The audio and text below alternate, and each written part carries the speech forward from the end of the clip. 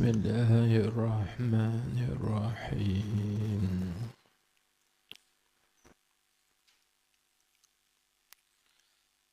الحمد لله رب العالمين، والصلاة والسلام على أشرف الأنبياء والمرسلين، سيدنا ومولانا محمد المبعوث رحمة للعالمين، وعلى آله وصحبه أجمعين. اللهم صل على سيدنا محمد الفاتح لما أغلق والخاتم لما سبق، ناصر الحق بالحق والهادي إلى صراطك المستقيم، وعلى آله حق قدره ومقداره العظيم. صلاة تفتح لنا بها أبواب الرضا والتيسير، وتغلق بها عنا أبواب الشر والتعسير، وتكون لنا بها وليا ونصيرا. أنت ولينا ومولانا، فنعم المولى ونعم النصير. اللهم افتح لنا أبواب فضلك، وانشر علينا خزائن رحمتك، برحمتك يا أرحم الراحمين، وبجاه سيد الأولين والآخرين. أما بعد،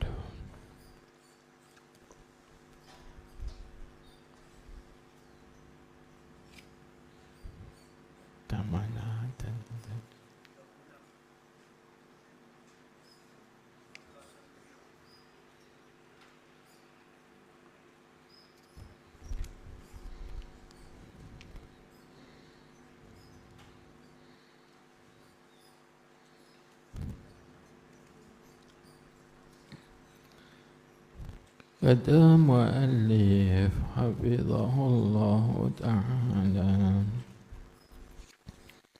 wa nafa'ana bihi wa bi'ulumihi fid darain amin ya rabbal alamin.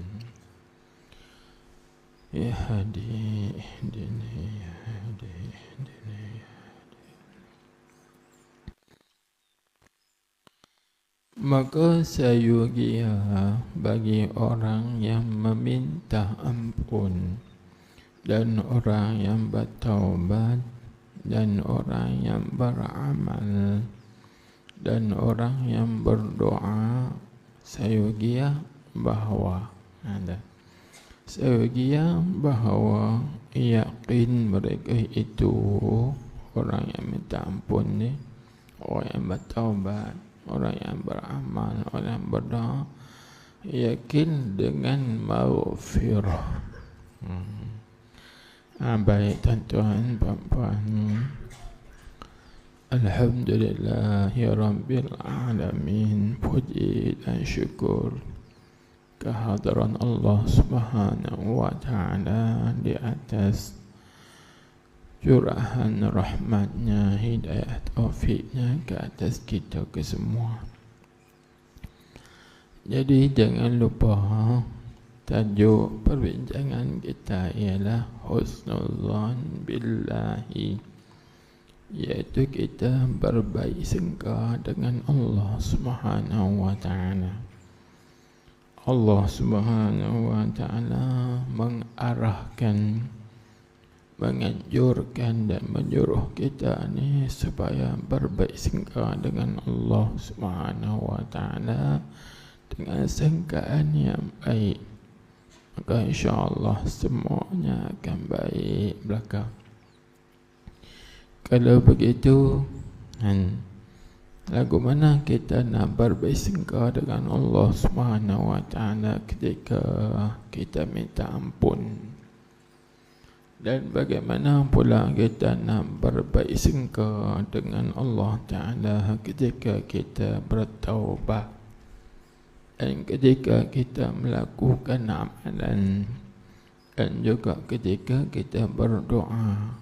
Di sini tengok dalam ayat Quran firman Allah Ta'ala, wa ahsinu innallaha yuhibbul muhsinin. Ini juga ada al-hadiyu al-Qur'aniyu, ada petunjuk daripada Al-Quran apakah yang patut kita buat dan kita lakukan.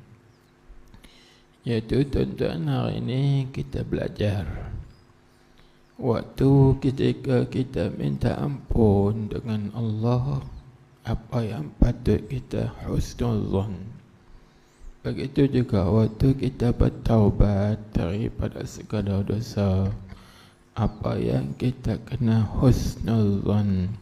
Dan begitu seterusnya. Tengok disebut, maka sayugia bagi orang yang meminta ampun, yakni sama ada dosa besar atau dosa kecil, dia minta ampun satu.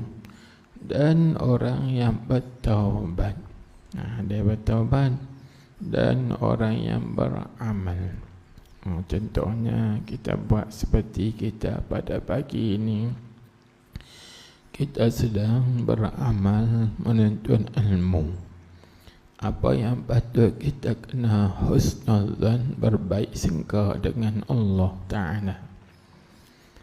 Dan orang yang berdoa, 4 kelakuan ni, orang yang minta ampun, orang yang bertaubat, orang yang beramal dan juga orang yang berdoa, sayugia bahawa, tengok ibarat sayugia bahawa mereka itu yakin mereka itu dengan maghfirah. Tentang ni ibarat kitab dan qabul dan ijabah. Hal keadaan mereka itu yakin dengan ijabah, dengan janji Allah Ta'ala yang benar. Baik, semua tu tuan-tuan dikembali kepada mana? Ini dari segi ibarat dia panggil al-lafi wan nashri al-murattab. Bisa dengar tak? Baik, al-lafi wan nashri al-murattab. Ini istilah apa ni? Ini istilah balaghah. Dalam ilmu orang panggil ilmu badi', untuk mengindahkan cakapan. Jadi tanda begitulah. Dia kata yakin mereka itu dengan maghfirah, itu kembali kepada bertaubat. Kembali kepada minta ampun dan juga bertaubat. Jadi kena baca lagi. Saya kira bagi orang yang minta ampun bahawa yakin mereka itu dengan maghfirah. Itu cara susunnya. Satu. Dan saya kira bagi orang yang bertaubat, yakin mereka itu, bahawa yakin mereka itu dengan qabul. Nampak tak susunan ibaratnya? Lepas tu baca pula, dan saya kira bagi orang yang berdoa, bagi yang beramal dan berdoa, yakin mereka itu dengan ijabah. Nampak tak? Itu cara susunan ibarat. Ni kita bahas terkib ibarat dulu. Kerana tak faham ibarat, tak faham masalah. Sebab tu kena faham, kuasai, faham ibarat dulu. Di sini tuan-tuan, artinya waktu ketika kita bertaubat, maka kita yakin bahawa taubat kita diampuni, diterima oleh Allah Ta'ala. Waktu kita minta ampun, kita dapat maghfirah. Waktu kita berdoa, kita dapat ijabah. Iaitu mana? Dengar. Hal keadaannya dan ijabah, dengan ijabah hal keadaan mereka itu yakin. Dengan ijabah, yakni dengan diperkenankan, dengan janji Allah Ta'ala yang benar. Mana janji Allah Ta'ala yang benar? Iaitu seperti Allah Subhanahu wa Ta'ala firman dalam doa, Ud'uni astajib lakum. Itu Tuhan janji, berdoalah olehmu akan aku, pasti aku ijabahkan, aku berkenan. Itu janji Allah. Maka janji Allah Ta'ala benar. Begitu juga minta ampunlah oleh kamu kepada aku, pasti aku akan ampunkan. Ada ayat dia kan? Begitulah juga beramallah oleh kamu, pasti aku terima amal kamu. Itu Tuhan janji. Maka janjian Allah Ta'ala itu Tuhan tak menyalahi, Tuhan tak mengingkari, pasti benar. Baik. Kerana Allah Ta'ala telah berjanji, ia Allah dengan menerima taubat yang shadiqah, taubat yang benar, dan amal yang salih, yakni amal-amal salih. Itu Tuhan janji. Maka janji Allah Ta'ala itu benar. Seperti mana dalam Al-Quran Tuhan sebut, wa'adallah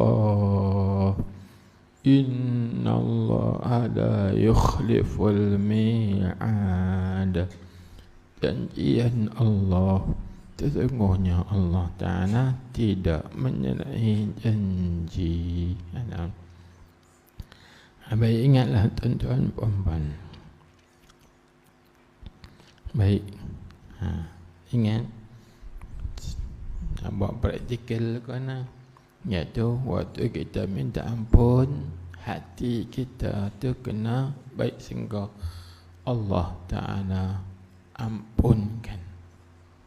Itu saya ringkaskan. Waktu ketika kita bertaubat, astaghfirullahalazim, astaghfirullahalazim, astaghfirullahalazim, maka hati kita ingat Allah Ta'ala qabul, yakni Allah Ta'ala terima taubat kita. Ingat. Dan begitu juga waktu kita beramal dan waktu kita berdoa, maka hati kita tu kena yakin Allah Ta'ala terima amal kita, Allah Ta'ala terima doa kita. Maka yakin lagu tu namanya husnuzan billah. Bila kita yakin lagu tu, apa kesannya? Ini kita ambil faham. Kesannya, cuba kita dengar dalam hadis Qudsi, iaitu Allah Subhanahu wa Ta'ala berfirman, Ana inda dhanni abdi bi, wa in zanna khairan falahu, wa in zanna syarran falahu. Hadis ni diriwayatkan oleh Imam Bukhari. Tengok dalam Sahih Bukhari dah. Iaitu maksud, ana inda dhanni abdi bi, aku di sisi harapan, sangkaan hamba aku terhadapku. Tengok kan? Wa in zanna khairan, kalau hamba ku itu sangka baik, falahu, maka kebaikan itu bagi hamba itu. Wa in zanna syarran falahu, kalau hamba ku sangka buruk, maka keburukan itu baginya, yakni bagi hamba itu. Tuan-tuan nak mana? Bila kita minta ampun, kita sangka baik, Allah Ta'ala ampunkan.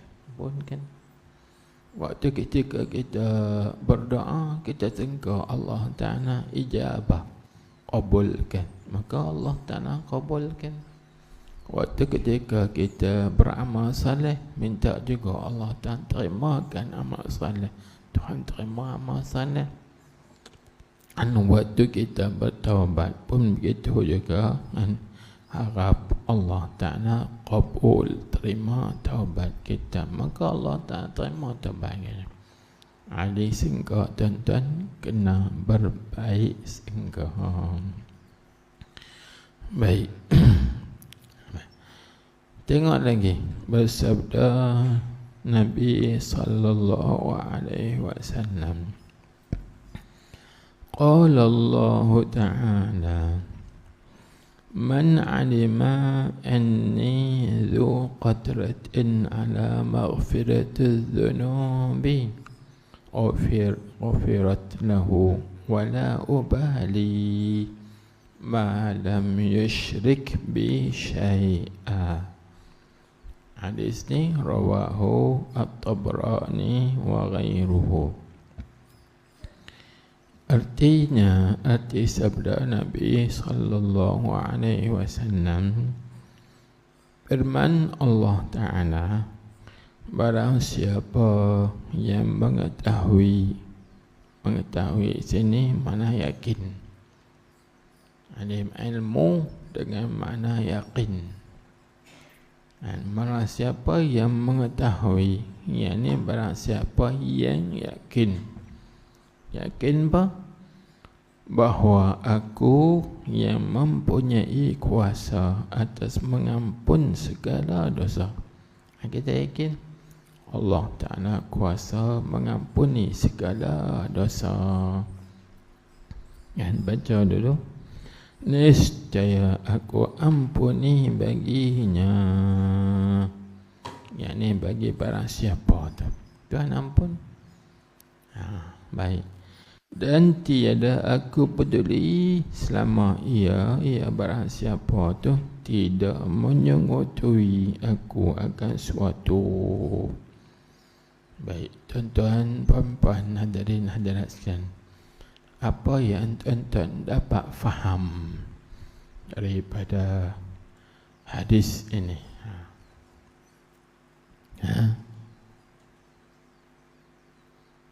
Kita dapat faham sekaligus daripada hadis ini. Pertama, Allah Ta'ala bersifat dengan kuasa. Kuasa Allah Ta'ala itu yang sempurna.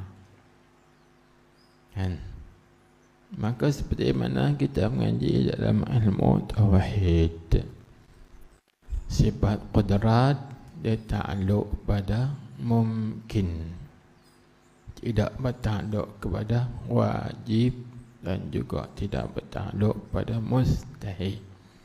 Kerana kalau takluk pada wajib akan jadi tahsilul hasil, dan kalau qudrat takluk pada mustahil, dia jadi inqilabul haqiqah, bertukar hakikat. Jadi qudrat tak takluk pada wajib, tak takluk pada mustahil, hanya qudratnya takluk perkara mungkin. Maka mengampuni dosa itu masuk dalam benar mungkin. Allah Ta'ala boleh buat Tuhan nak ampunkan banyak dosa, banyak mana pun, walaupun penuh dunia langit ini, Allah Ta'ala boleh mengampunkan kalau dia nak ampun. Kecuali satu dosa saja Tuhan tak ampun. Dosa apa? Syirik. Tuhan tak ampun. Kerana dalam Al-Quran, cuba tuan-tuan tengok, Allah Ta'ala berfirman, Inna Allah yaghfiru dhunuba jami'a. Ayat tu, Allah Ta'ala mengampuni dosa sekalian. Tapi ada ayat, wa yaghfiru ma duna dzalika liman yasha. Inna Allah la yaghfiru an yushraka bihi. Inna Allah la yaghfiru an yushraka bihi wa yaghfiru ma duna dzalika liman yasha. Sesungguhnya Allah Ta'ala tidak ampunkan dosa syirik dengannya. Dosa syirik Allah Ta'ala tak ampun. Tapi dosa yang lain daripada syirik, Tuhan ampun. Dalam mana? Maka kita bincang sikit dalam ilmu usul tafsir. Ayat Quran ni ada ayat mutlak, ada ayat muqayyad. Ada ayat mutlak, ada ayat muqayyad. Maka Inna Allah yaghfiru dhunuba jami'a, ini kita panggil mutlak, semata-mata semua dosa, kecil ke besar ke, dosa siang ke, dosa malam ke, dosa tersembunyi ke, dosa zahir ke, semua Allah Ta'ala ampun, mutlak. Tapi macam Inna Allah la yaghfiru an yushraka bih. Sesungguhnya Allah Ta'ala tidak ampunkan dosa syirik. Ini ayat apa ni? Ayat muqayyad. Dia ada umum, dia ada khusus. Jadi tuan-tuan, puan-puan, hadirin hadirat sekalian, kita tak nak panjangkan. Artinya, kalau kita nak diampunkan dosa kita, pertamanya, waktu ketika kita minta ampun, kita yakin Allah Ta'ala mengampuni. Yang kedua, syaratnya, dan jangan kita syirik dengan Allah Subhanahu wa Ta'ala. Kalau kita syirik, tuan-tuan, tak diampun. Pasal apa? Kerana kita menyekutui Allah Ta'ala dengan yang lain. Lagu mana syirik? Saya bincang, kita bincang. Syirik ini dia ada dua. Pertama, syirik zahir jali. Syirik zahir jali, syirik yang terang-terang, iaitu seperti sembah berhala, sembah matahari, sembah bulan, bintang dan seumpamanya. Maka yang ni kita yang dok mengaji je setanah ni tak ada kan? Ada tak tuan-tuan dok sembah tokong? Tak ada kan? Kita tak sembah berhala, kita tak sembah pokok kayu kan? Kita sembah Allah Ta'ala. Baik, itu lepas alhamdulillah kan? Pasal kita mengaji tauhid, kita mengaji akidah. Kemudian yang kedua, syirik khafi atau syirik batin khafi. Syirik batin khafi, syirik batin yang tersembunyi dalam hati. Maka syirik batin khafi ini, tuan-tuan, iaitu kita menyekutukan Allah Ta'ala dengan yang lain. Yang ni agak-agak kita lepas lah.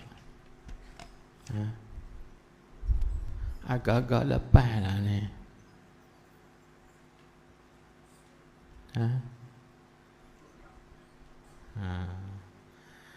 Yang ni agak-agak lepas lah.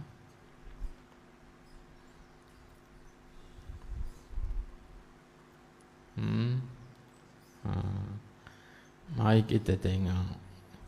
Kata ulama ulama sufi yang mengatakan bahawa syirik ni banyak tak lepas. Yang lepas sikit saja berdasarkan kepada ayat Al-Quran. Wa ma yu'minu aktsaruhum billahi illa wa hum musyrikun. Tidak beriman oleh orang yang beriman kebanyakan mereka dengan Allah, tetapi mereka masih lagi syirik dengan Allah. Jadi kita kena faham dahulu, syirik lawannya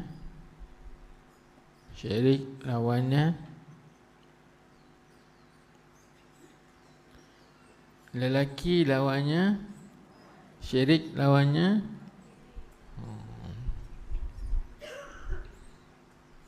syirik, lawannya tauhid. Kami baru yang ngaji tauhid tadi. Lepas tu syirik pula ni.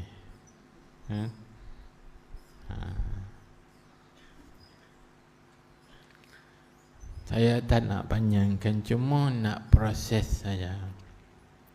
Kita bukan kepada nak maklumat, tapi nak tahu cara proses apa puncanya. Jadi tuan-tuan, puan-puan, hadirin hadirat sekalian, syirik lawannya tauhid. Dua ni dua yang benar berlawanan. Yang ni bila ada salah satu, satu kita ada. Bila ada tauhid, maka syirik tak ada. Bila ada syirik, tauhid tidak ada. Dua-dua tu salah satu, tak boleh berhimpun. Seperti laki-laki dengan perempuan berlawanan. Bila laki-laki, dia bukan perempuan. Bila dia perempuan, maka dia bukan lelaki. Tentu syirik dengan tauhid. Pada ni, dalam hati kita ni ada syirik, ada tauhid. Kalau ada syirik, maka mintalah ampun dengan mana pun. Tuhan tak terima.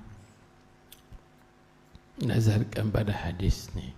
Sebab tu, kalau kita nak minta ampun, kita minta doa, kita bertaubat, kita beramal, jangan ada syirik. Sebagaimana dalam suratul Kahfi, Allah Ta'ala dah isyarat dah ayat yang akhir.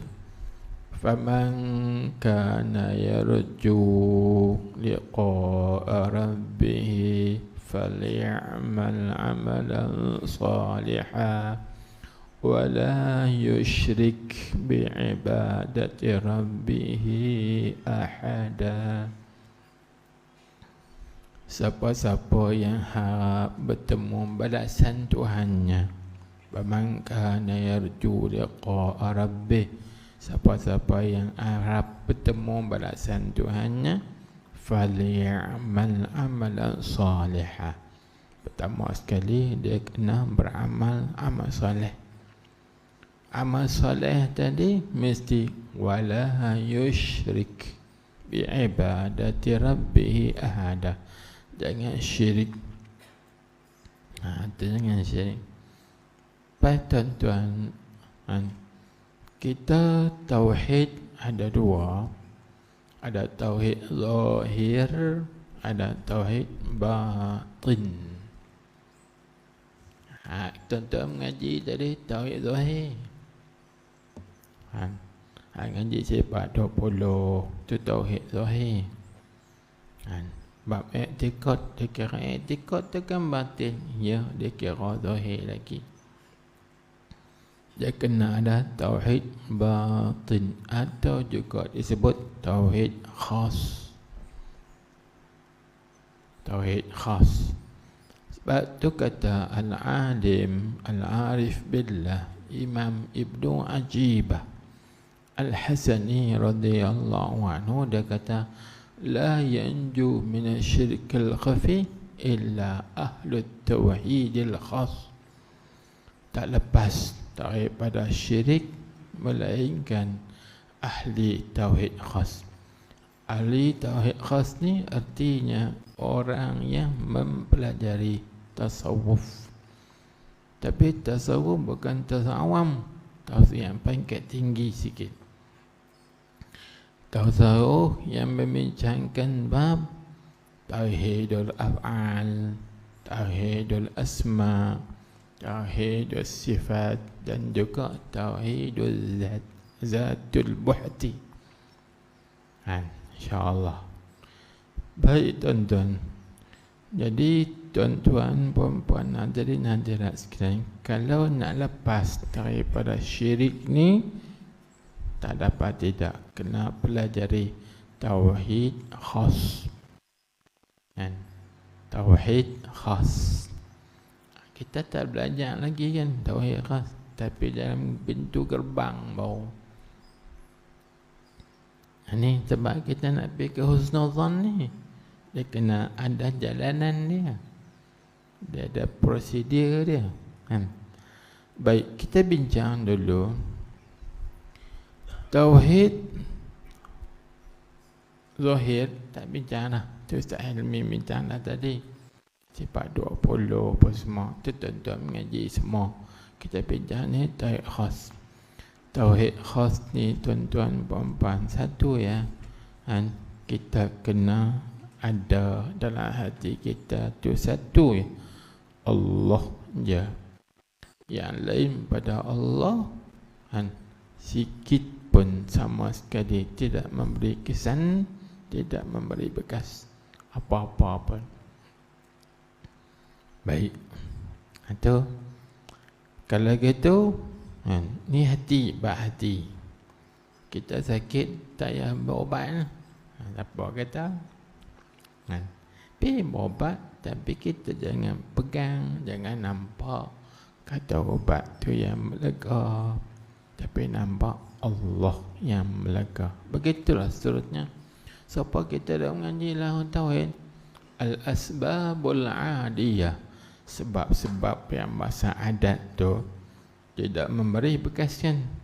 Api tidak boleh memberi bekas pada menganguskan nasi, tidak boleh memberi bekas pada mengenyangkan air, tidak boleh memberi kesan pada memuaskan, menghilangkan dahaga, dan pisau tidak boleh memberi bekas pada memotong atau memutus.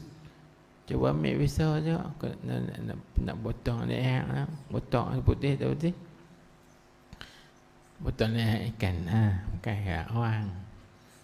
Potong leher ikan atau leher ayam, tengok-tengok putih. Ni pisau ni boleh pakai. Walaulah. Itu sebab-sebab adat. Semuanya kalau Allah Ta'ala tak izin, tak jadi. Semua dengan perbuatan Allah. Ambil situ ya.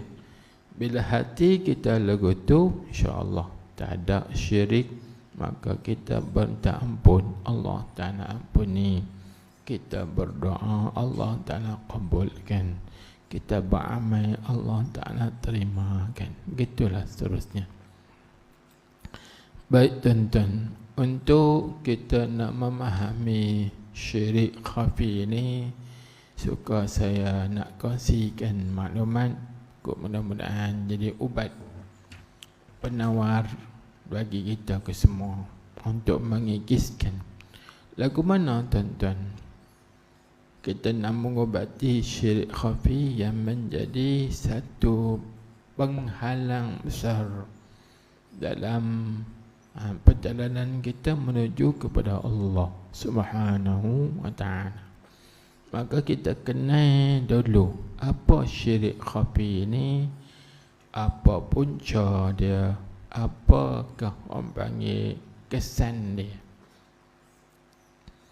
Kita ambil kesan dulu.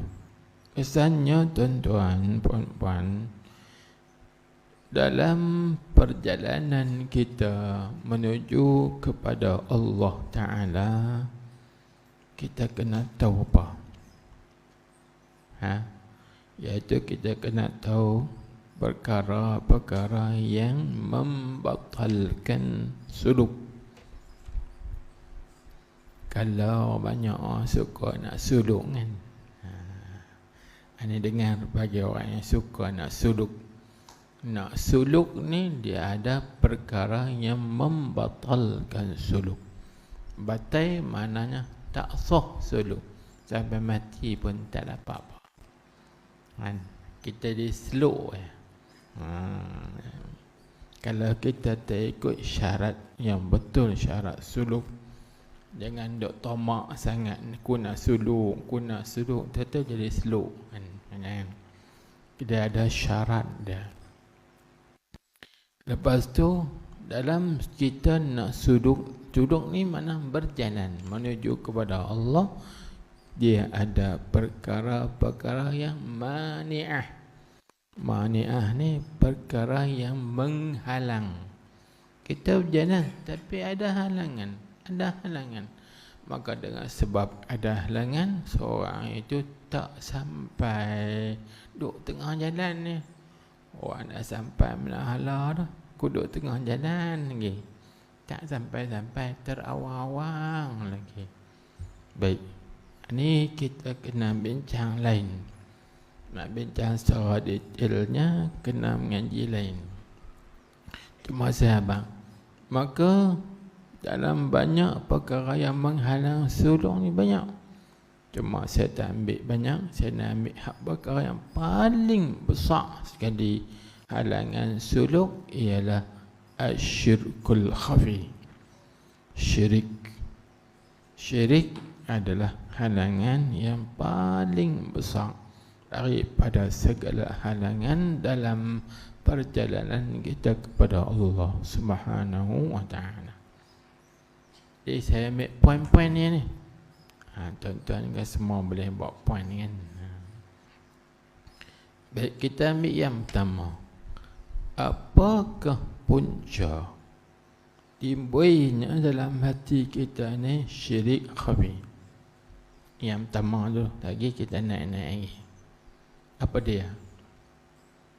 Tuan-tuan tolong nampak tak? Kita bincang ni. Apa punca dia?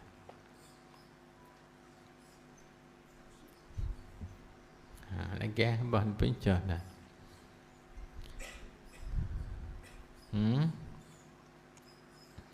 Syirik khafi ni kita ambil pandangan ulama yang mu'tabar. Dalam kitab Fathur Rahman, syarah bagi risalah Wali Arsalan, Syekh Arsalan Ad-Dimashqi, di Syria, beliau adalah mursyid tariqah. Dia kata punca yang disebutkan, dinakalkan oleh Syekhul Islam Zakaria Ansari. Syekhul Islam tu tasawuf tuan-tuan, tapi dia masyhur dalam fiqh. Tapi orang tak kenal dia ahli sufi tasawuf. Adik besar Syekhul Islam Zakaria Ansari. Syekhul Islam kata punca terjadinya syirik ni dua ya. Tak banyak. Ini dua saja. Pertamanya waham, dan yang keduanya khayal. Waham, dan yang keduanya khayal. Kha ya alif lam, khayal. Maka kita kena faham apa makna waham, apa makna khayal. Waham ni mana sengkaan, duk sengko, atau juga boleh kita sebut duk perasan. Bahasa kita perasan. Kita duk waham, kita duk perasan. Perasan pun yang boleh jadi syirik khafi. Dan yang kedua khayal. Khayal ni boleh kita terjemahkan dalam bahasa kita hari ni banyak. Apa? Khayal.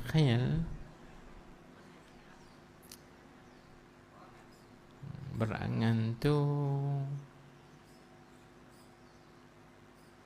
dia berangan ni dia amani, tapi tak berapa sangat.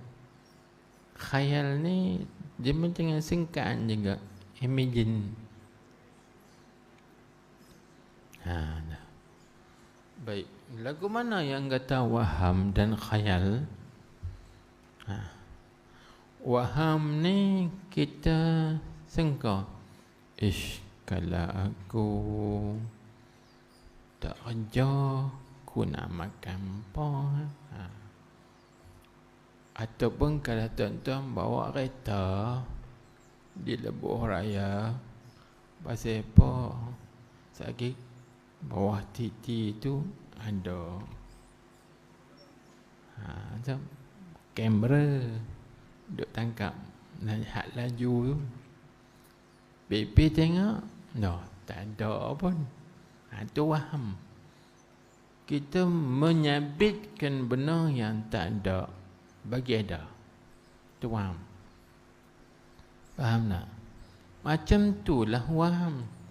Mana kita menyabitkan, ubat ni boleh lega ni. Waham, ubat tak boleh lega. Dia pun makhluk juga. Buat lega ni, jadi lega ni kan. Tu mana? Mengisbatkan wujud yang bukan wujud. Mengisbatkan ada benda yang tak ada. Tiba-tiba kita ada. Depan tu ada hantu. Wah, hantu tak ada pun. Depan tu kita isbatkan tu. Tu mana waham. Maka macam tu, syirik khafi ni mengisbatkan sesuatu yang lain daripada Allah.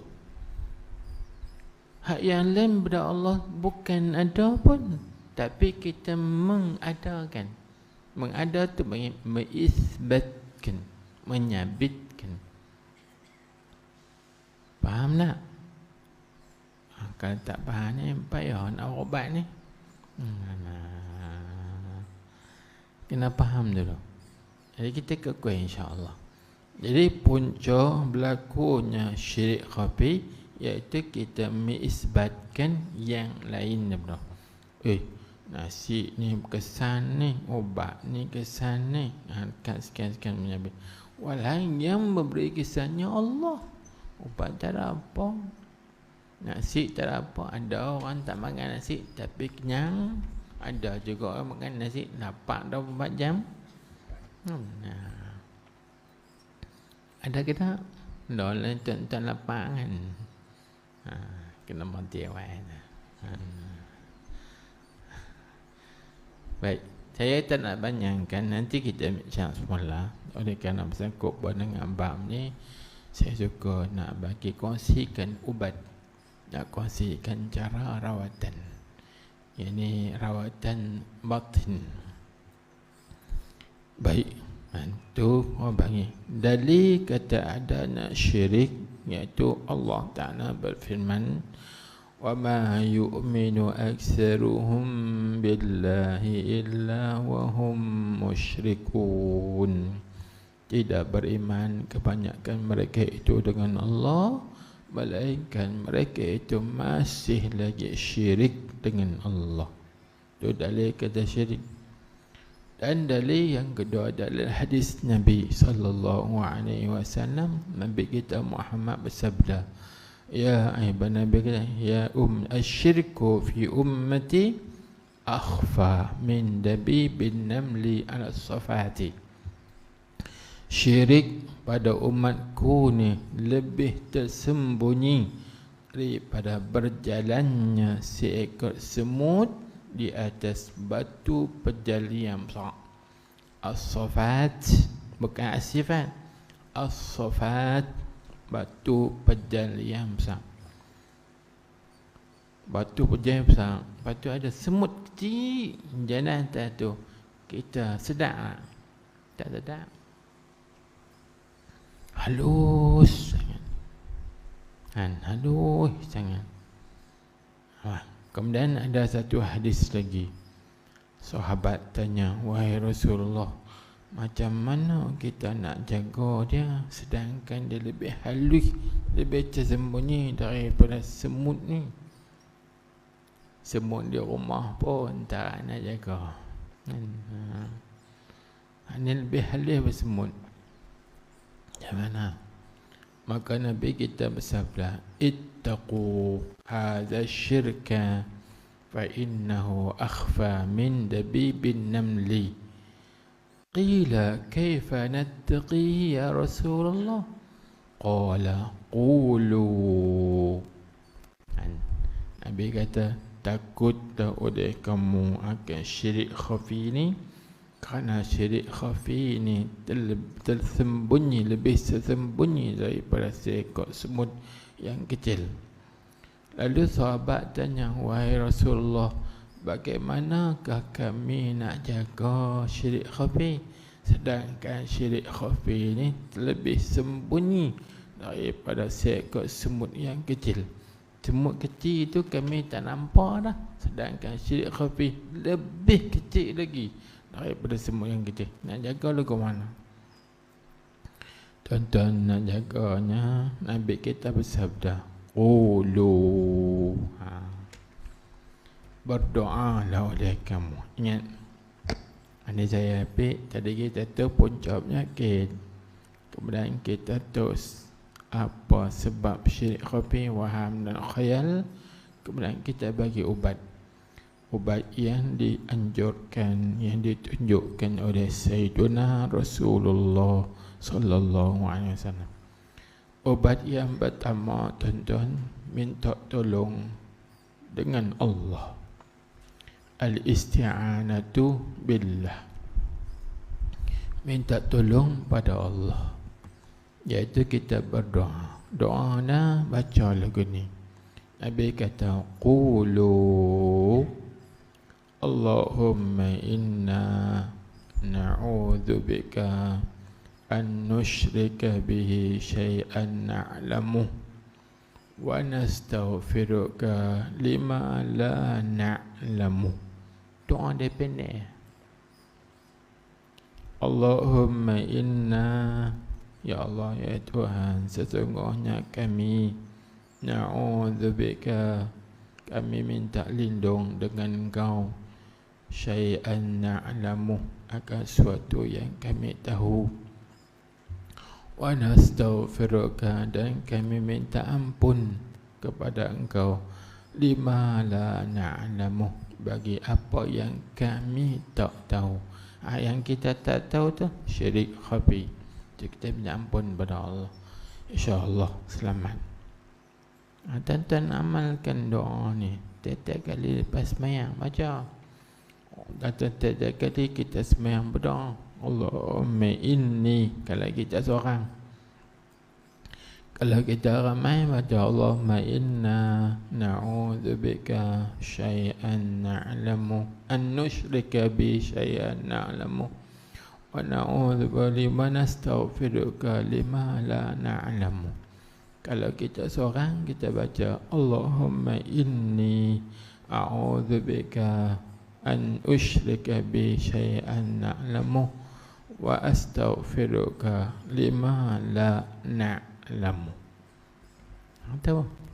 Ini doa yang diajarkan oleh Sayyidina Rasulullah sallallahu alaihi wasallam. Dan yang kedua, ubat yang kedua, kan jumpa doktor. Doktor ni bagi banyak ubatan. 2, 3, 4, 5, 6 ubat. Salah satu pun tak makan. Tak jadi. Tuan-tuan kena makan ubat ni. Dan yang kedua, lagi dok kata, aku tak apa, aku tak ada syirik khafi. Siapa kata apa? Ada. Baik. Yang kedua, saya tak mahu abang banyak. Yang kedua, kita kena amalkan kaifiat tauhid khas. Kaifiat tauhid khas, cara untuk mentauhidkan Allah Ta'ala secara orang yang khusus, iaitu amalkan tauhid af'al. tauhid af'al. Bagaimana? Iaitu mudahnya kita pandang dengan mata kepala, mata hati ingat segala perkara yang terjadi dan juga yang berlaku. Tak kira lah baiknya atau buruknya, semuanya Allah yang berbuat. Baik. Ringkasnya iaitu ingat la fa'ila fil haqiqati illallah.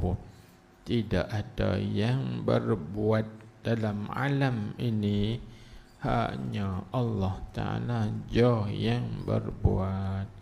Lain semua usaha tak beri kesan, tak beri bekas. InsyaAllah tak ada syirik khafi. Maka ketika tu orang panggil, barulah doanya diterima, minta ampunnya diampuni, dan juga amalnya diqabul oleh Allah Subhanahu wa Ta'ala. Dan insyaAllah boleh tak? Saya tak nak panjangkan, itu kena bincang lain, bab lain.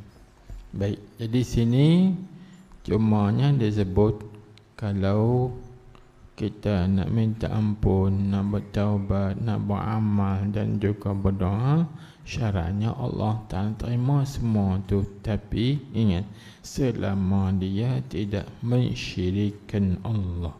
Sudah kata selama ia tidak menyungutui akan suatu. Syarat dia tu habis. Nanti kita belajarlah bab tu. Belajar tauhid khas. Kalau tauhid khas ni kita jawi kita apa? Kita Syekh Abdul Samad Palembang. Bukan Syekh Abdul, Syekh Idris Al-Banjari, Syekh Mat Nafis Al-Banjari. Kitab Ad-Durrun Nafis, itu satu. Dan yang kedua, kitab Amal Ma'rifah bagi Syekh Abdul Rahman Siddiq dan Indragiri. Dan juga ada lagi kitab-kitab yang lain banyak lagi. Itu adalah kitab yang masyhur lah. Pelajari kitab tu banyak. Dan juga kita belajar kitab Al-Fathul Mubin fi bayani tauhidil arifin, dan banyak lagi. Macam kitab yang dikarangkan oleh Syekhul Islam Negeri Kedah, Pak Wan Sulaiman pun ada. Tapi dia bayar. Pak Wan Sulaiman ada kan? Bisa dengar. Nama lagi Al-Hawdul Mawrud. Al-Hawdu Al-Mawrudu.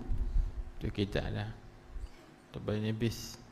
Al-Hawdul Mawrud fi bayani maratibil wujud, wahdatil wujud. Itu juga bahas mengenai tauhid khas. Dan banyak kitab. Kitab Arab ni ada banyak. Kita orang Melayu, kitab Melayu ni sikit banyak. Jarang orang pelajari, orang mengaji kitab tersebut. Baik, kita tak nak panjangkan, insyaAllah. Jadi kesimpulannya, jangan ada syirik kan, kalau kita nak diampuni oleh Allah akan dosa. Dan diriwayatkan daripada Sayyidina Anas bin Malik radhiyallahu anhu, ia Sayyidina Anas berkata. Apa kata Sayyidina Anas?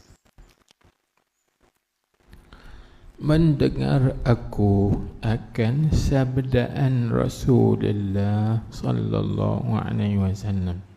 Kata aku dengar Nabi bersabda, qala Allah Ta'ala, ya ibna Adam, innaka ma da'awtani wa raja'tani ghafartu laka ala ma kana minka wala ubali. Satu. Ya bena Adam, law balaqat dhunubuka ananas samai summa astaghfartani ghafartu laka ala ma kana minka. Apa maksudnya? Dia kata, firman Allah Ta'ala, wahai anak Adam, sesungguhnya selama engkau berdoa akan Aku dan berharap engkau akan Aku, yakni bersengkah baik engkau kepada Aku, niscaya Aku ampunkan engkau atas barang, atas apa, yakni atas dosa yang terdahulu daripada engkau, dan Aku tak peduli banyak mana dosa mana pun, besar mana dosa pun, Aku akan ampunkan asalkan engkau baik sengkah dengan Aku. Ini tuan-tuan, kita dapat faham daripada hadis ni bahawa faedah berbaik sengkah dengan Allah itu faedah yang azimah, yang jasimah, yang sangat besar, takkan bermanfaat. Hadis tuan-tuan lagu tu lah. Selagi kita nak doa kan, masa habis kuliah lagi kita doa kan. Jangan doa sambil lewat. Tahu doa sambil lewat, dengan geleng kepala, golek tengok kanan tengok kiri. Cuba hati kita tumpu, Allah Ta'ala terima, Allah Ta'ala kabulkan, insya-Allah kan. Jangan terlampau kita khusyuk sangat terpejam mata tadi, kena buka mata hati, Allah Ta'ala terima. Kan lagu tu baru ada cara dia. Selama kita tidak mensyirikkan Allah, Tuhan kata lagu tu, selama mana engkau harap baik dengan Aku, sengkau baik dengan Aku tak peduli dosa banyak mana pun, kesalahan banyak mana pun, Aku terima. Itu satu. Yang kedua, tengok, wahai anak Adam, jika sekiranya sampai segala dosa engkau itu sampai kepada awan di langit. Nak abang kata dosa kita ni banyak, penuh bumi, dah penuh bertimbun, tinggi dah sampai ke langit. Tuan-tuan bayangkan, banyak kan? Ada orang lagu tu, dosa kita ada tak besar Gunung Everest? Pasal tak nampak. Kalau nampak, dosa kita ni dah penuh bumi. Sebab Nabi kita pun, kalau dosamu sampai ke awan di langit, kalau kita nampak tu dah penuh dosa ni, ini benar raib. Baik, kita gaji daripada bumi nak sampai ke langit pertama, berapa jarak dah? Tolong habaq Ustaz. Semua cikgu-cikgu belakang, cikgu sains ada kan? Siapa cikgu sains? Tolong habaq. Berapa juta kilometer daripada bumi ni sampai ke langit dunia pertama? Tak tahu kan? Ni kalau dosa kita dihimpun kan, ditimbun-timbun, tinggi nak sampai ke langit. Banyak tu. Kalau ikut pendapat Ibnu Abbas radhiyallahu anhu, daripada bumi sampai ke langit pertama 500 tahun perjalanan. 500 tahun perjalanan, tak henti. Tuan-tuan bayangkanlah. Kita tahu, kemudian daripada langit pertama naik ke langit kedua pun 500 tahun juga. Bayangkanlah. Kita tak tahu nak bahas Nabi Adam AS berhidupnya 900 tahun. Kita tak ada 200 ton tak ada. Lebih kuat 100 lebih ya. Mak saya, ibu saya yang duduk dengan saya lah ni dah 100 lebih ya. Isteri saya duk jaga tak habis duduk mak. Tak habis tu pun Allah nyaman. Ni 500 tahun tak ternampak mana. Kalau orang duduk panjang mak. Ambil kita kembali pada hadis. Kalaulah dosa kita itu penuh setinggi langit, Tuhan kata aku tak peduli. Kemudian engkau minta ampun kepada aku, niscaya aku ampunkan engkau atas apa yang ia daripada engkau. Ia dosa tu. Dosa kita banyak mana pun Tuhan ampunkan kalau kita husnuzan billah. Jadi kita berbaik sangka dengan Allah. Tu tuan-tuan jangan putus asa. Sebab tu kalau kita kata aku ni pun dosa, banyak dosa aku, Tuhan tak ampun dah, salah. Jangan kata itu. Kita kalau dulu muda-muda dulu tu kita buat jahat, semua tak ada benar, semua kita banyak. Main tua-tua ni Tuhan bagi hidayah taufik, kita nak bertaubat. Orang suruh taubat, lalu dia kata aku ni dosa banyak, penuh langit bumi, Tuhan tak ampun dah. Jangan. Asalkan kita taubat benar, jujur, ikhlas mata-mata kerana Allah, dan kita sangka baik dengan Allah. Tuhan kata apa? Wala ubali, aku tak peduli, I don't care. Aku tak peduli. Tengok. Baik. Baik. Ni tuan-tuan. Maka cuba kita buat lagu tu. Ni satu bisyarah. Bisyarah ni mana al-khabar asar. Yang ni berita yang mengembirakan bagi kita pendosa ni. Allah, aku ni banyak dosa. Kita minta ampun pada Tuhan dan kita sangka baik dengan Allah. Tuhan ampunkan. Baik. Ini habis. Itu yang disebut di situ. Baik. Berkata Al-Imam Al-Fashani rahimahullah. Kita habis sikit lagi. فالرجاء حسن الظن بالله في قبول طاعة وفقت لها أو مغفرة سيئة تبت منها. Baik. Jadi yang kata harapan yang baik itu apa? Kita minta pada Allah, lalu kita berharap Allah Ta'ala terima. Harap tu apa dia? Ni tengok. Dia kata maka raja, yakni harap itu ialah husnuzan.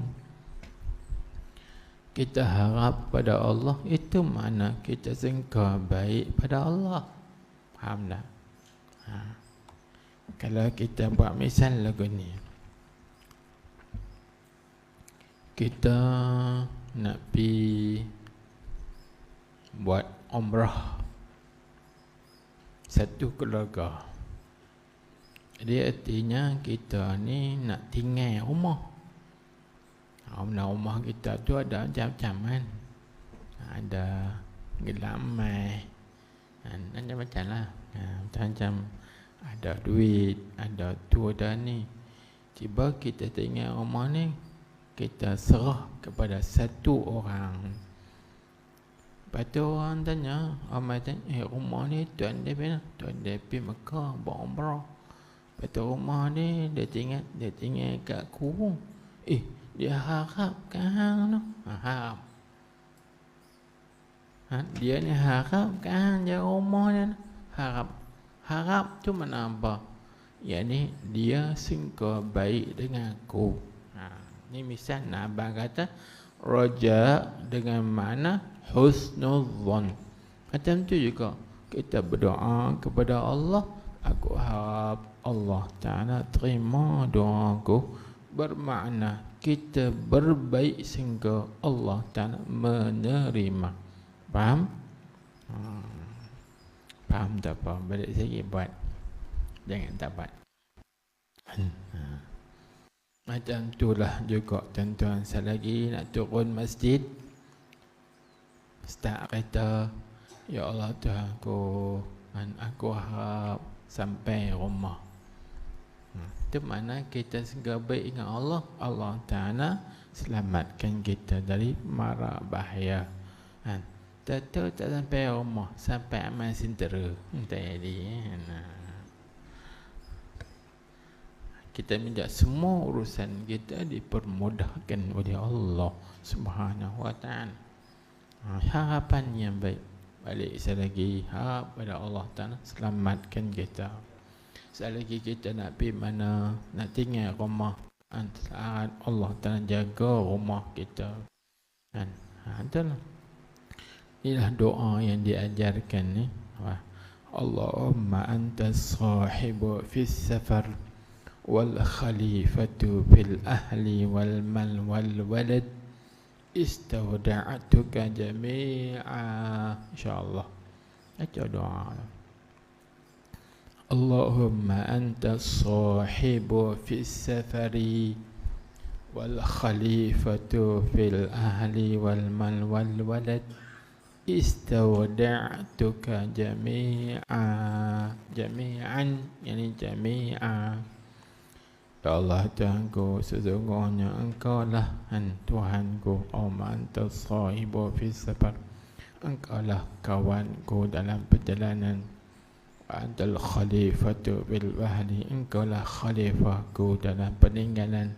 Aku tinggal harta, aku tinggal anak, aku tinggal semuanya kepada Engkau. Istawda'tuka jami'a, aku simpankan semua ni kepada Engkau. Engkau lah pelihara, Engkau lah jaga. Mana kita harap pada Allah, tuan-tuan, dengan doa harap pada kunci. Ada orang nak harap pada perkuncian, syirik. Itu syirik. Aku harap kat kunci ni, mudah-mudahan mereka guna cutting ni, pemotong. Tak boleh kunci ni tepai ni, besi dekah ni. Aku harap kat kunci ni syirik.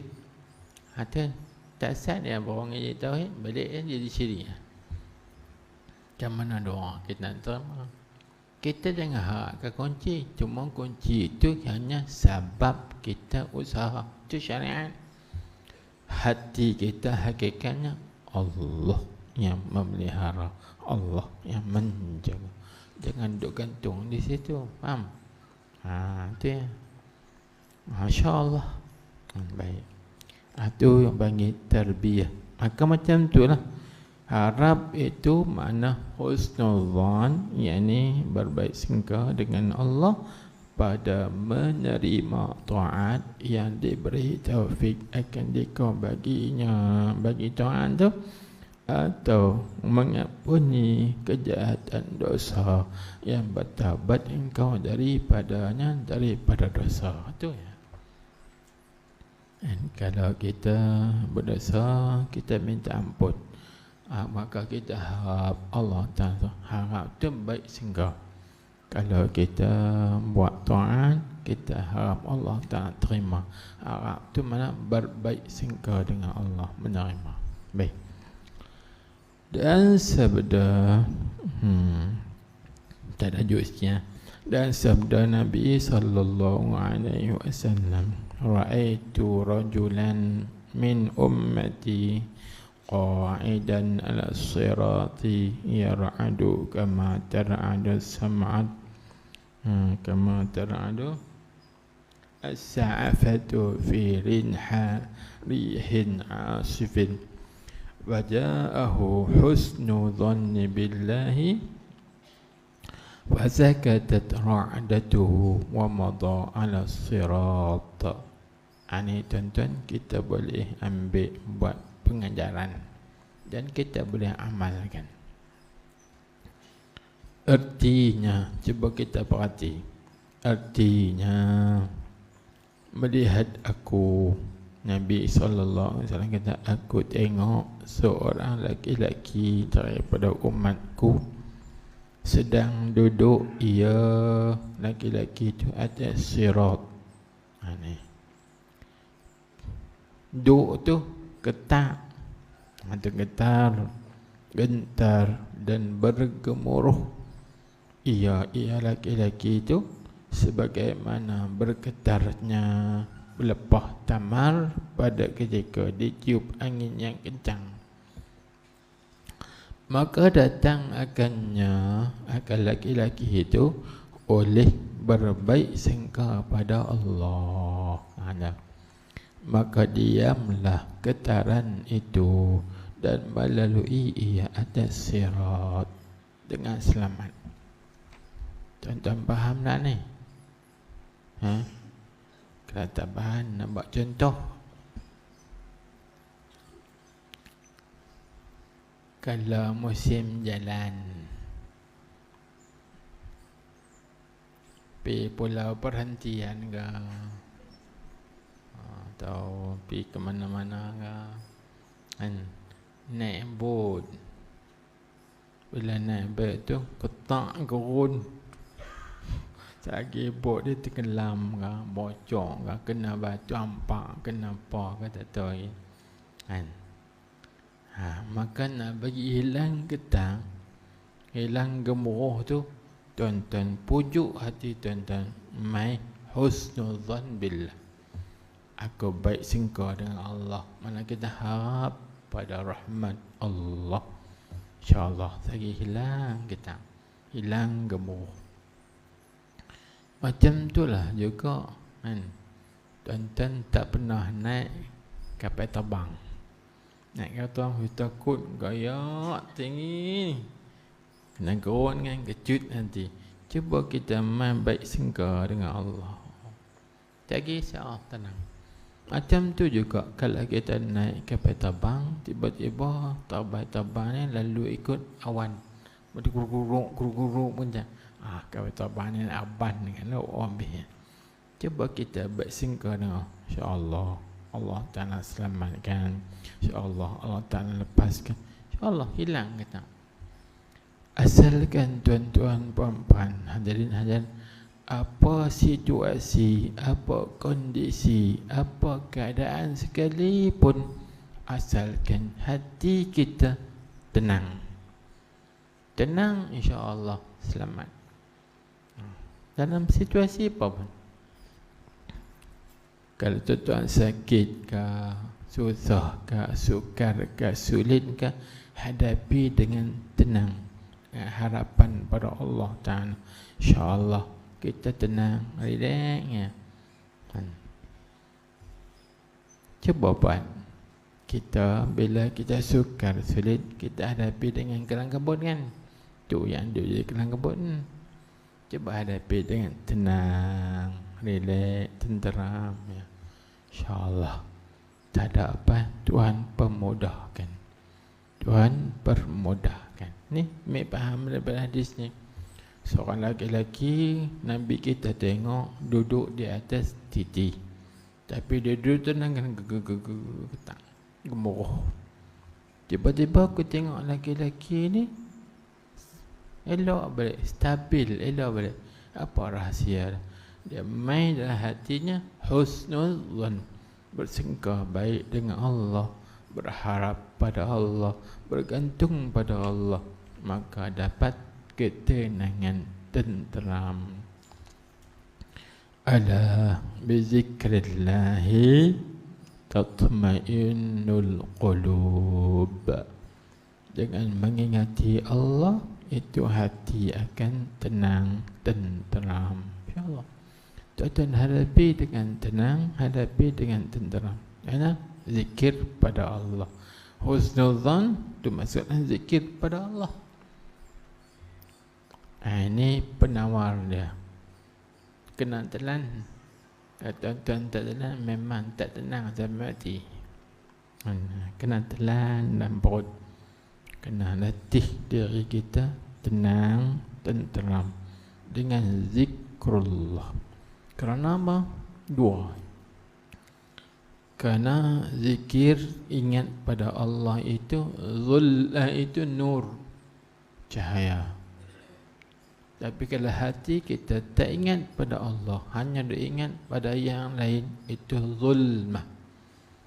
Tuan-tuan duduk dalam kelam, gelap, tuan-tuan tenang tak? Tak tenang kan? Kita lebih tenang, tenteram apabila kita duduk dalam cerah. Ni duduk dalam ilmu, tenang. Tapi kalau duduk tak tenteram juga, habis lah. Kan? Itu masalah hati kita lah. Ni ke-12 lah, tak tenang dah nak parti.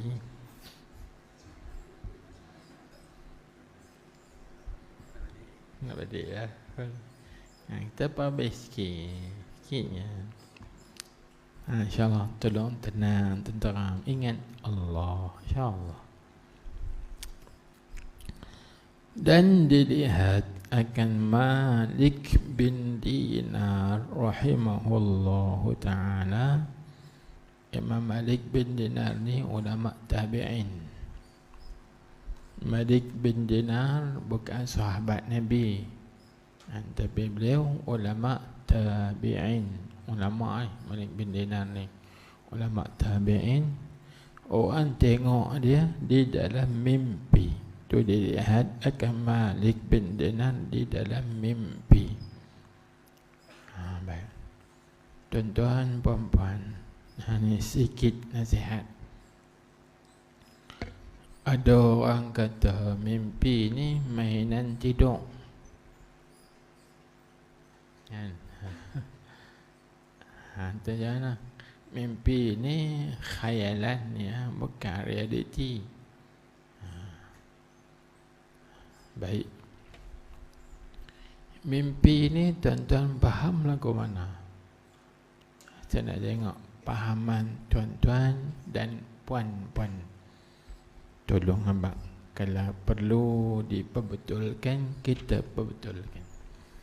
Kalau tak betul-betul, kira betul ya. Bagaimana? Sebab ada pahaman negeri sebelah. Dia kata mimpi, ada apa mainan ni.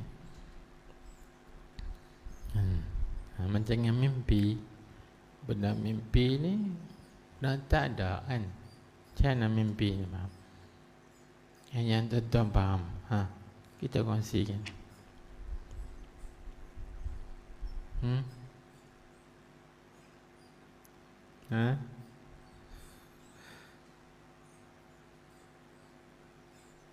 Baik. Dia mimpi ni,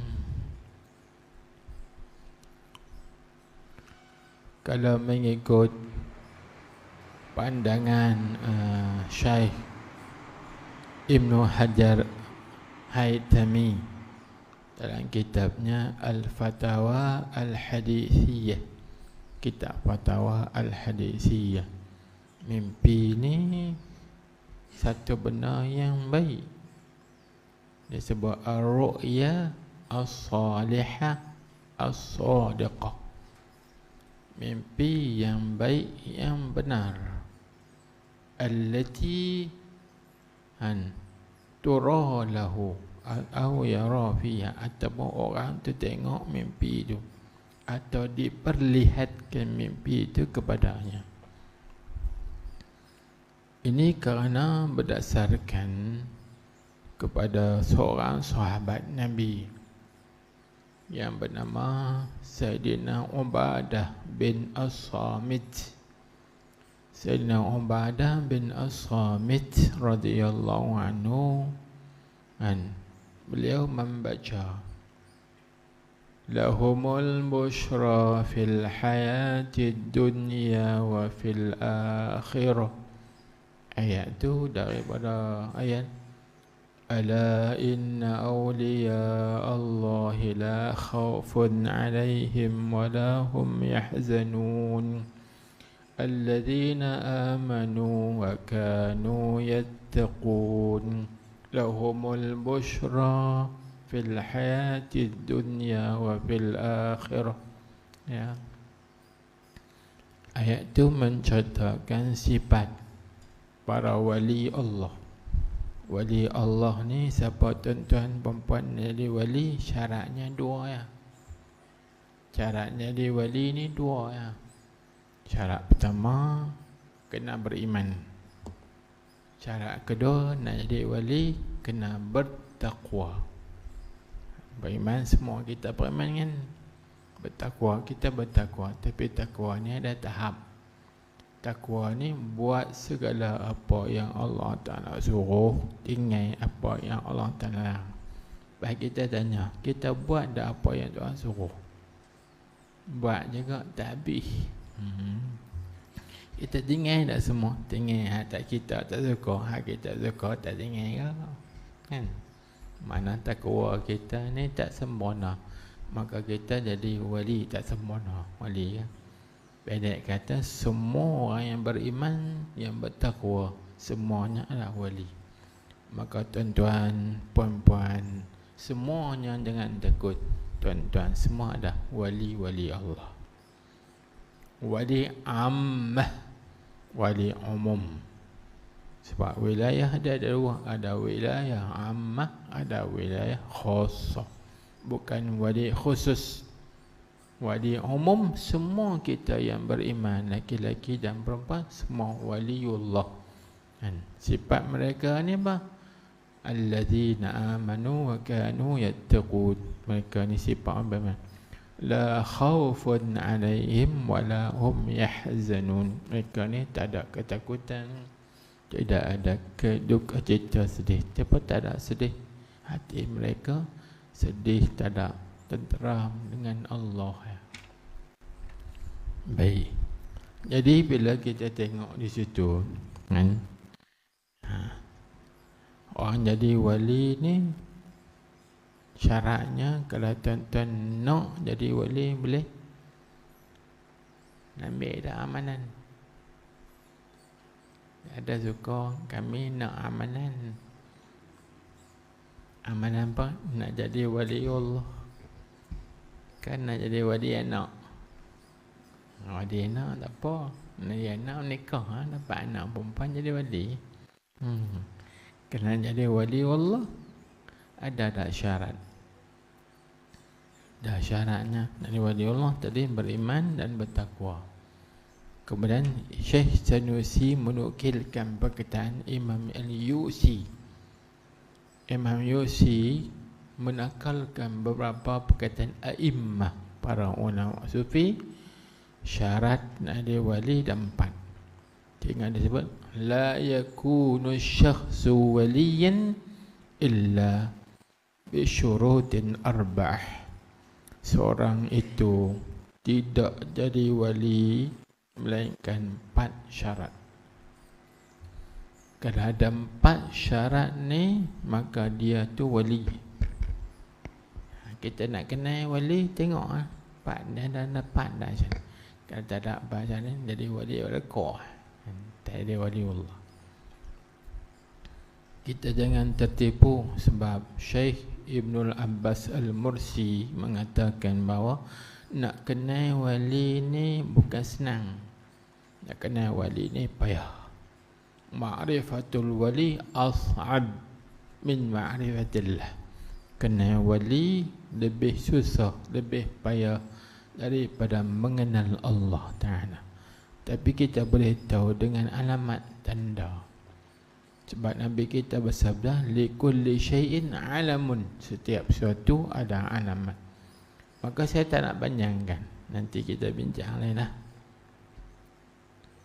Nak kenal wali ni, syarat pertama, nak tengok tuan-tuan ni wali ke tak wali. Nak kena aku ni wali ke dah.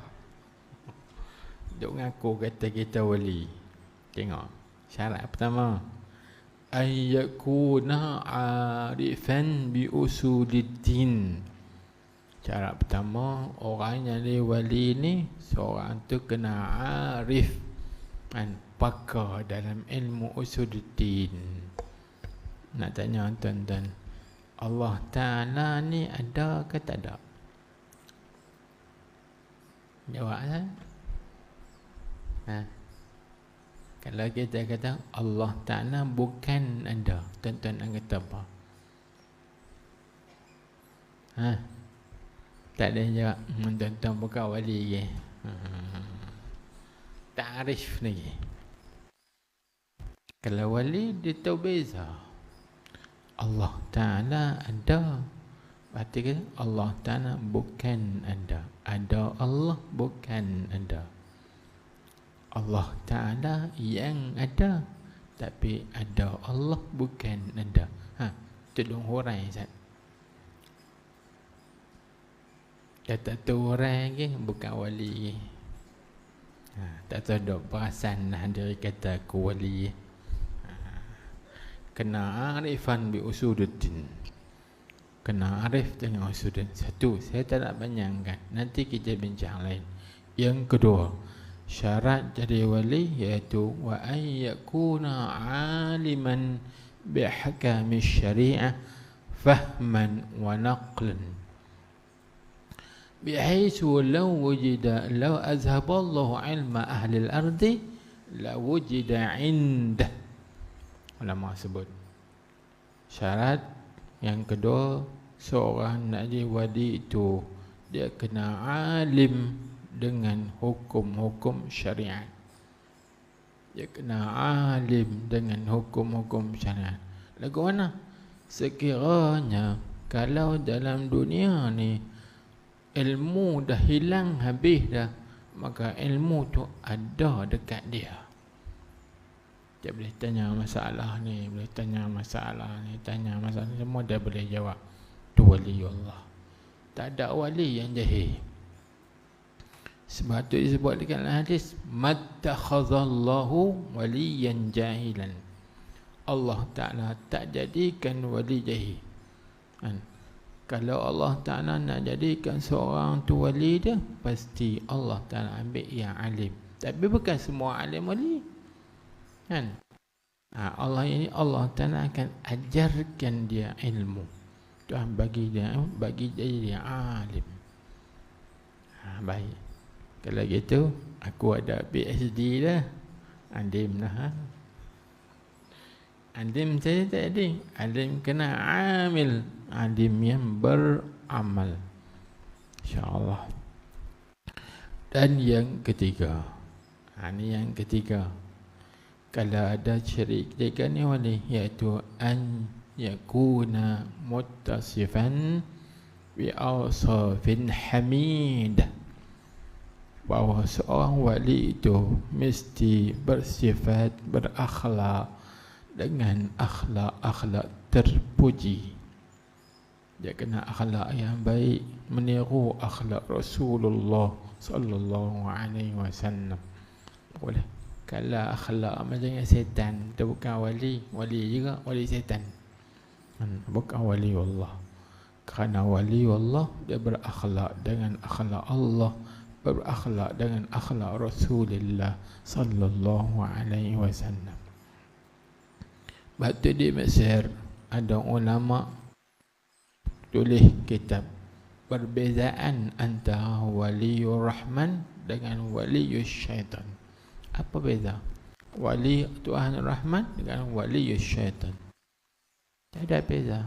Nanti kita belajarilah, kan? Dan yang keempat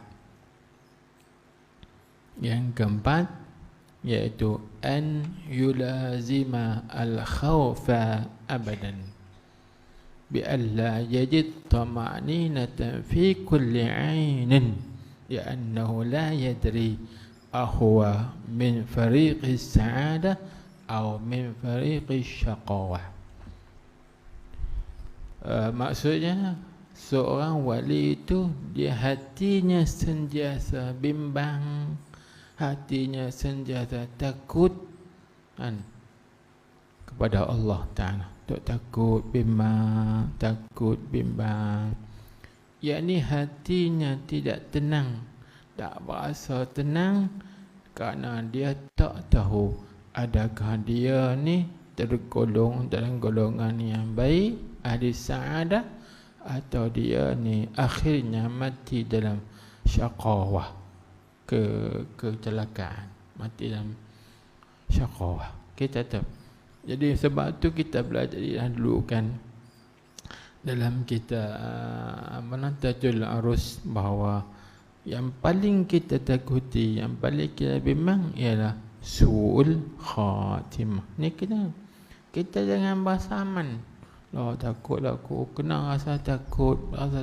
Maka takut ni menjaga kita, mengingatkan kita agar kita sentiasa beringat, berhati-hati, berteliti dan sebagainya. Bila ada 4 syarat ni, confirm lah dia tu waliullah. Waliullah. Baik. Jadi salah satunya orang tu kena sentiasa berbaik sangka dengan Allah Ta'ala. Maka mimpi tadi, bertakut dengan mimpi. Mimpi ni tuan-tuan, Nabi kita Muhammad sallallahu alaihi wasallam sebut ar-ru'ya, ayat lahumul busyra tu. Apakah berita gembira? Iaitu ar-ru'ya as-salihah.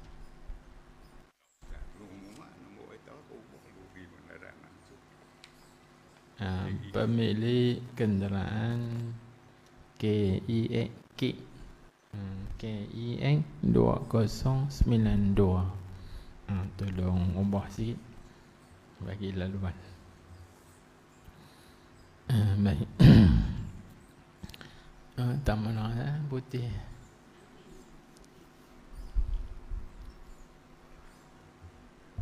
Ke-12 habis, kena berhenti. Kan boleh lejak sikit yang tuan-tuan reda. Kalau tuan-tuan reda, saya tak mau. Nanti kita sambung minggu lain ni. Reda dah ni. InsyaAllah. Alhamdulillah. Mudah-mudahan Tuhan bagi minat. Jadi mimpi tadi lahumul busyra fil hayati dunya, tu apa makna?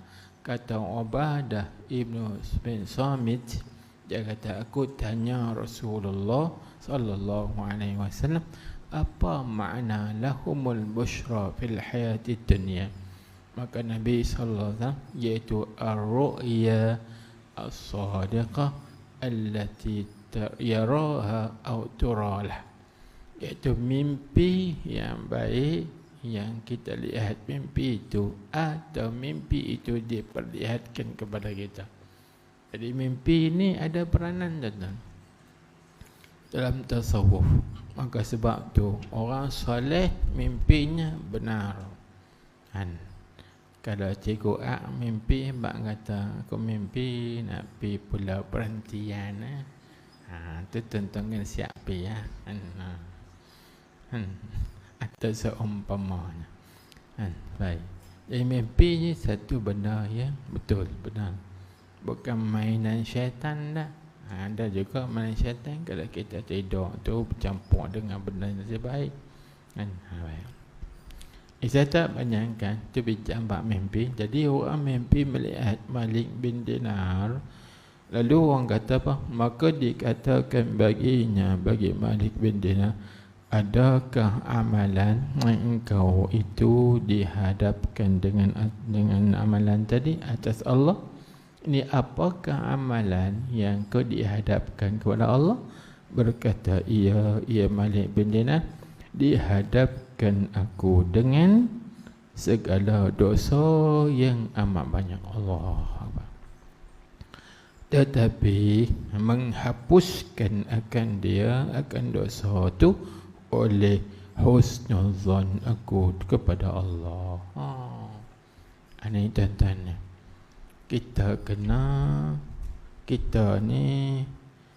kita mengakui aku ni dosa banyak, aku ni pendosa. Tapi boleh hapus dosa tu apabila kita berbaik sangka dengan Allah, yakni harap Allah tak ampun dosa kita, insya-Allah. Faham tak ni? Kalau nak ramal, baik sangka dengan Allah, harapkan ampunan Allah. Tuan-tuan. Jadi kesimpulannya di atas perbincangan kita, saya baca laju lah. Maka hasilnya mana kesimpulannya, husnul zan, yakni berbaik sangka hati pada Allah Ta'ala itu ialah al-kanzu al-akbar. Berbaris. Al-kanzul akbar maksudnya yakni gedung yang terbesar. Dan juga husnul zan itu al-ismul a'zam, yakni nama Allah yang teragung. Ini bincang ismul a'zam ni pun panjang. Cumanya saya nak kongsikan qaul ya, tapi tak riwayatkan. Ismul a'zam ni ada 20 qaul ulama. Dan ada kata tu, ada kata ni dan cuma dalam banyak-banyak qaul tu ada kata Ismul a'zam tu nama Al-Wadud. Al-Wadud tu Ismul a'zam. Gunanya tuan-tuan, kalau hati kita lihat, kalau hati kita ni buah, hati anak kita ke cucu kita ke apa, baca ya wadud, ya wadud, ya wadud, ya wadud, ya wadud, ya wadud, niat harap pada Allah, minta Allah Ta'ala lembutkan hati anak kita, lembutkan hati cucu cicit kita. Gitulah juga kalau perempuan isteri yang suaminya lihat keras, baca ya wadud, baca layang lagi pergi minum kopi, InsyaAllah. Atau tuan-tuan perempuan masak nasi, baca ya wadud, masa duk baca perah ya wadud, ya wadud, ya wadud. Niatlah hati minta Allah lembutkan hati suamiku mai mengaji dengan aku. Dia pergi kedai kopi kan. Sebagai begitu sebaliknya. Kalau suami duduk main seorang, bini tak mau main, macam mana nak bagi bini ku lembut hati, baca ya wadud, ya wadud, ya wadud, ya. Hati kita hadir pada Allah, minta Allah dan lembut, itu mustajab. Ya wadud, ya wadud, ya wadud, jangan sebut aminah wadud dah. Ya wadud, ya wadud. Baik satu. Dan ada setengah ulama kata Ismul a'zam ni ya arhamar rahimin, ya arhamar rahimin, ya arhamar rahimin. Itu Ismul a'zam, nama Allah Ta'ala yang teragung. Maka kelebihan ya arhamar rahimin dia cepatnya permintaan doa kita, iaitu dicatatkan dalam kitab bahawa sekali sebut ya arhamar rahimin, malaikat duduk langit yang 7 turun dah ke langit yang pertama. Nah tu kali kedua sebut ya arhamar rahimin, daripada langit pertama turun ke bumi, malaikat ada 2. Yang ketiga kita sebut ya arhamar rahimin, daripada di bumi ni dia terus mai ambil doa orang yang berdoa. Jadi tuan-tuan jangan tinggal ya arhamar rahimin 3 kali, ya arhamar rahimin, ya arhamar, cepat doa kita dimakbulkan. Dan ada setengah ulama kata Ismullahil A'zam ni iaitu ya zal jalali wal ikram, ya zal jalali wal ikram. Karena Nabi kita bersabda alizu bi ya zal jalali wal ikram, sentiasalah oleh kamu dengan ya zal jalali wal ikram, ya zal jalal. Itu Ismul a'zam. Dan saya tambah 2 lagi, nak bilang sampai 20 lagi tuan-tuan marah pula kan. 2 lagi. Dan ada setengah ulama kata ya hayyu ya qayyum.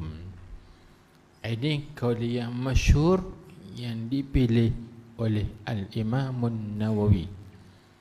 Al-Imam Nawawi kata qaul yang masyhur yang terpilih Ismul a'zam ni ialah ya hayyu ya qayyum, ya hayyu ya qayyum.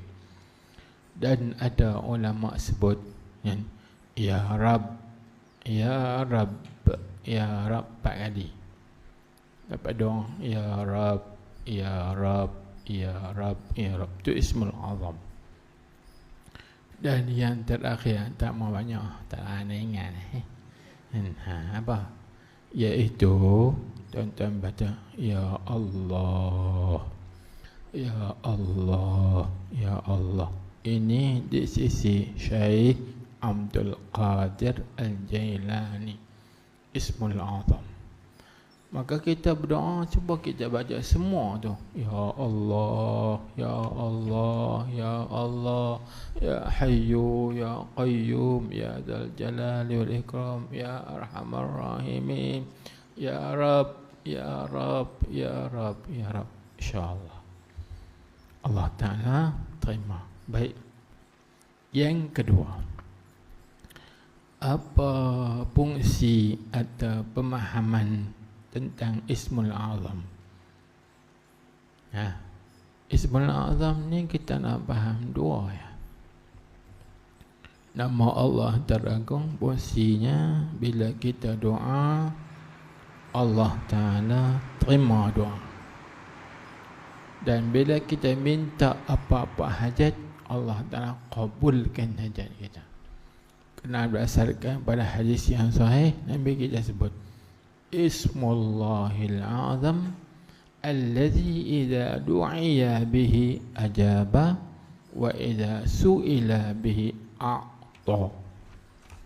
Nama Allah yang teragung ni iaitu apabila didoakan dengannya, maka doa kita diperkenankan.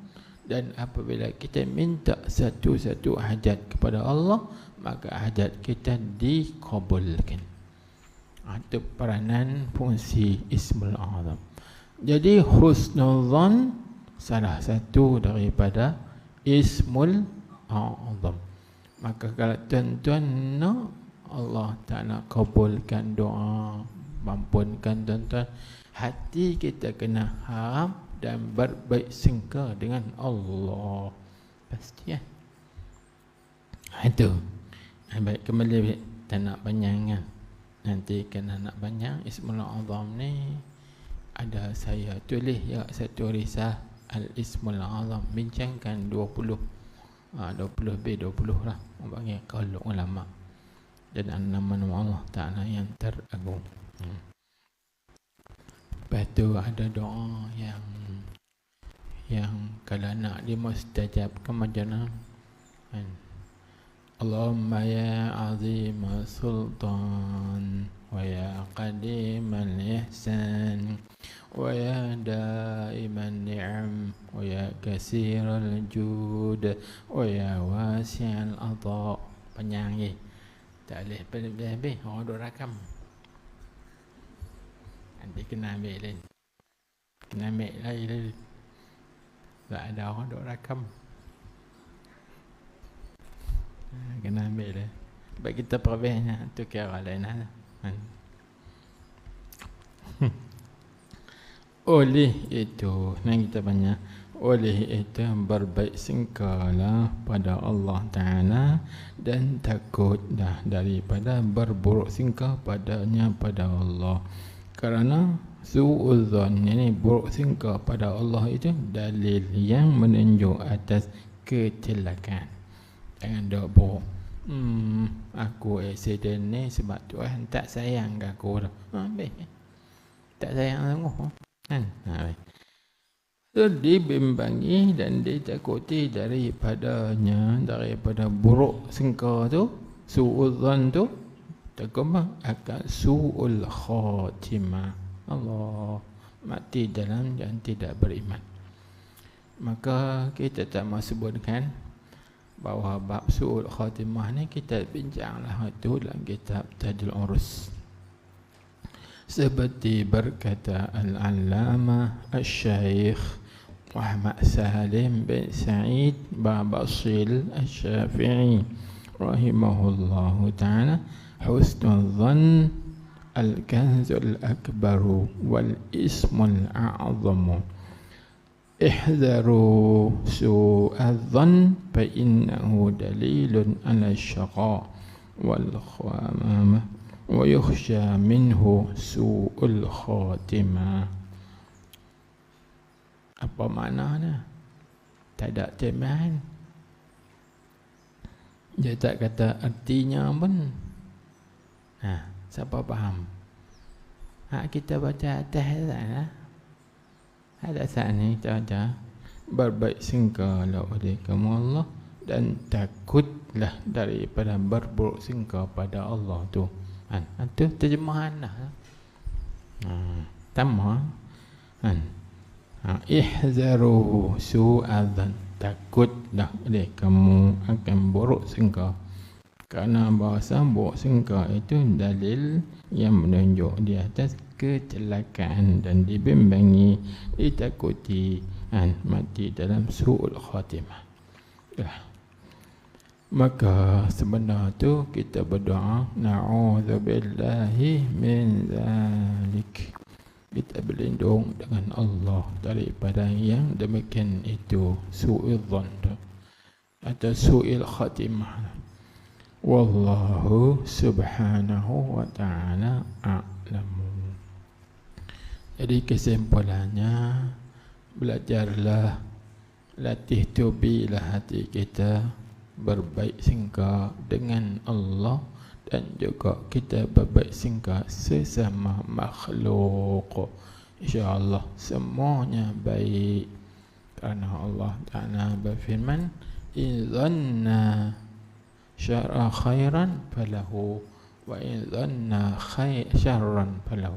Kalau hamba aku sangka baik, maka kebaikan baginya. Kalau hamba aku sangka buruk, maka keburukan itu bagi hamba. Allahumma. Jadi jaga-jagalah. Dalam ayat tadi menterbiah, mendidik kita supaya senantiasa berbaik sangka dengan Allah. Baik. Kita tengok majlis yang ke-6 untuk menggemakkan. Tajuk dia apa? Agak-agak tuan-tuan. Al-Majlisus Sadisu, firman Allah Ta'ala, wa'budullaha wa la tusyrik bihi syai'a.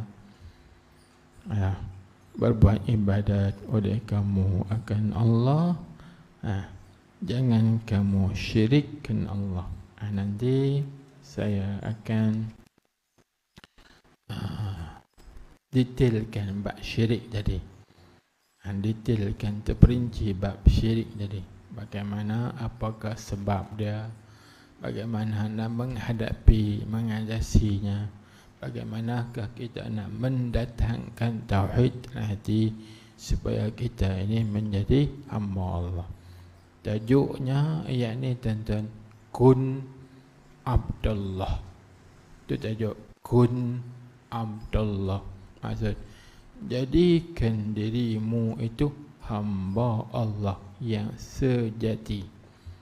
Jangan jadi hamba nafsu, jangan jadi hamba dunia, jangan jadi hamba syaitan dan lainnya. Jadilah hamba Allah. Nak tak?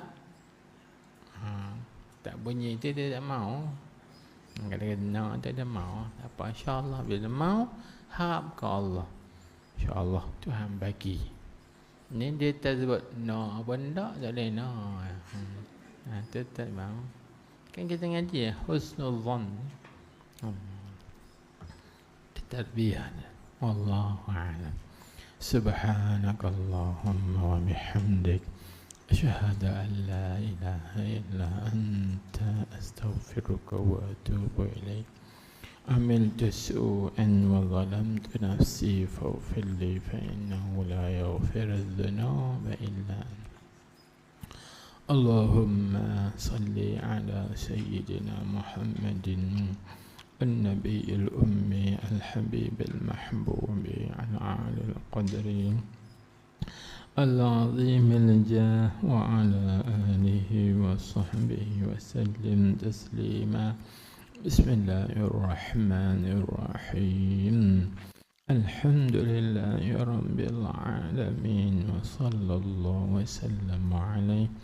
اللهم اجعل جمعنا هذا جمعا مرحوما مشكورا وتفرقنا من بعده تفرقا معصوما مغفورا.